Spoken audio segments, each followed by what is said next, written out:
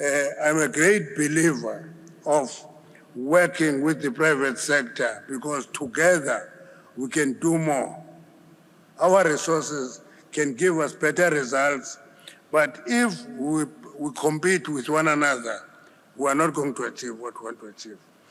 To us, this is not merely a slogan, it is a strategic imperative for Africa to act collectively. Speak in one voice, avoid destructive race to the bottom in our engagement with global powers investors. Let's not allow a situation where, when we talk with our colleagues from Europe, we talk to them as EU, but we talk to them as individual 54 countries. We're much weaker. My background is in the trade union movement. I know that when you are a worker alone, you are weaker against the employer. But once you form a union, at least you have a collective power to engage the employer. Same applies to the continent.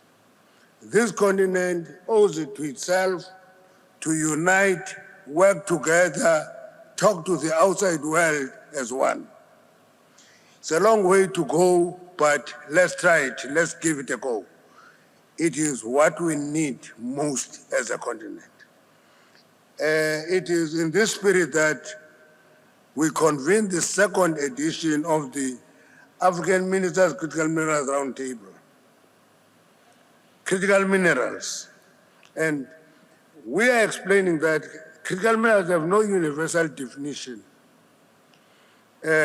America defined critical minerals in terms of the role in the defense system. If you go to China, it's the role it plays in the technology.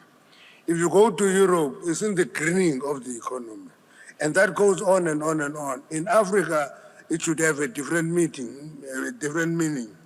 And that different meaning is simple.